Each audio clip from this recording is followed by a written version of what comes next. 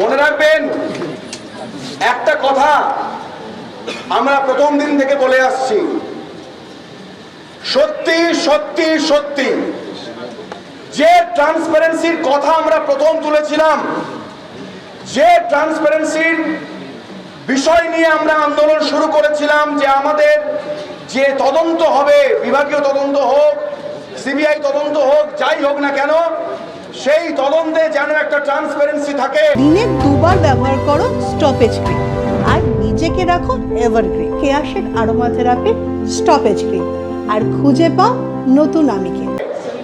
এবং সেই ট্রান্সপারেন্সির জায়গা কতটা মূল্যবান, কতটা তার সত্যতা, তা সকলে আমাদের চোখের সামনে পরিষ্কার।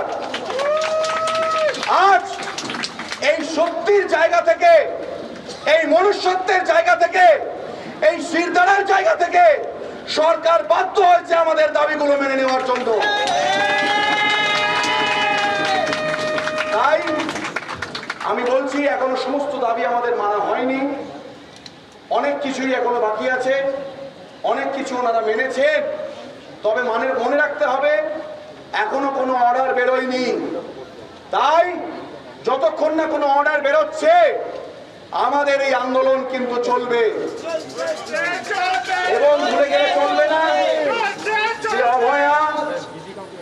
যে অভয়া 9 তারিখ অন ডিউটি অবস্থায় যার সাথে এই মর্মান্তিক ঘটনা ঘটে গিয়েছিল, সেই বিচার কাল সুপ্রিম কোর্টে হিয়ারিং আছে, আমাদের চোখ সেদিকেও থাকবে।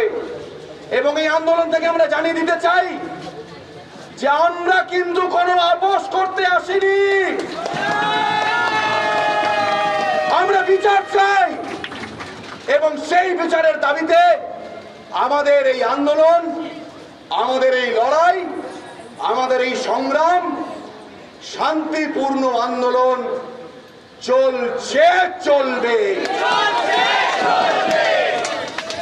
যেদিন প্রথমবার আমাদেরকে ডাকা হলো, ডাইরেক্টলি নয় ইনডাইরেক্টলি আমরা যেতে অস্বীকার করলাম। এরপরেও আবার আমাদেরকে ডাকা হলো নবান্নতে, আমরা নবান্নতে গেলাম, কিন্তু সেই মিটিংটা হয়ে উঠলো না। কিন্তু তারপরে মুখ্যমন্ত্রী বলেছিলেন যে উনি আর আমাদের সঙ্গে বসতে পারবেন না, যথেষ্ট অপেক্ষা করেছে। কিন্তু তারপরেই আবার কালীঘাটে আমাদের ডাকতে বাধ্য হলেন। কাদের জন্য? আপনাদের জন্য, যারা এখানে দাঁড়িয়ে আছেন আমাদের সঙ্গে এখনো, তাদের জন্য, যে সাধারণ মানুষরা নিজেদের বাড়ি থেকে বিভিন্নভাবে প্রতিবাদ জানাচ্ছেন, তাদের জন্য কালীঘাট থেকে আমরা ফিরে এলাম।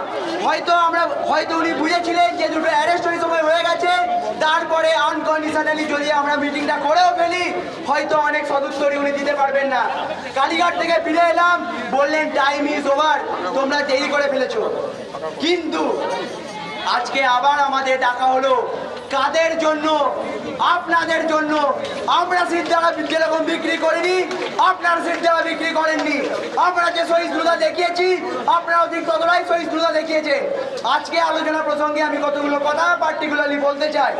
প্রথমে যখন আমরা গেছিলাম 4 এবং 5 নম্বর পয়েন্টের দাবিতে, আমাদের মাননীয় মুখ্যমন্ত্রী এবং তার সরকারি আধিকারিকরা অনেক আলোচনার চেষ্টা করে, কিন্তু আমরা প্রথমেই একটা কথা বলি, মাননীয় আগে 2 এবং 3 নম্বর পয়েন্ট আলোচনা হবে, তারপরে আমরা 4 এবং 5-এ যাব।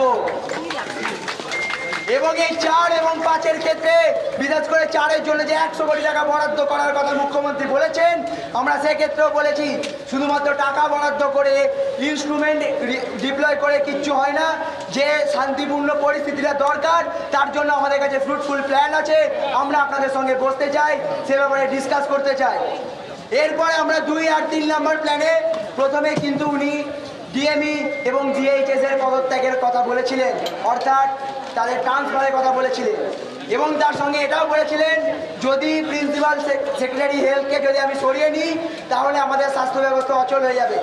সেক্ষেত্রে কিন্তু আমরা দাবি রাখি, আমরা কিন্তু ওখানে নমনীয়তা দেখাইনি, আমরা বলেছিলাম 4 জন মানে 4 জন। সেক্ষেত্রে উনি বললেন আমি তো ডিসি নর্থকেও সরিয়ে নিচ্ছি, এরপরেও কেন তোমরা মানছো না? কিন্তু আমরা তারপরেও বলেছি আমাদের বিনীত গোয়েলের সিপির পদত্যাগ আমাদের চাই। এবং তারপরে উনি ওনারা আবার ডিসকাশনে ফিরে গেছেন, ডিসকাস করেছেন, আমাদের কাছে মাথা নত করতে বাধ্য হয়েছে, ফিরে এসে জানিয়েছেন সিভির পদত্যাগ উনি মেনে নিয়েছেন।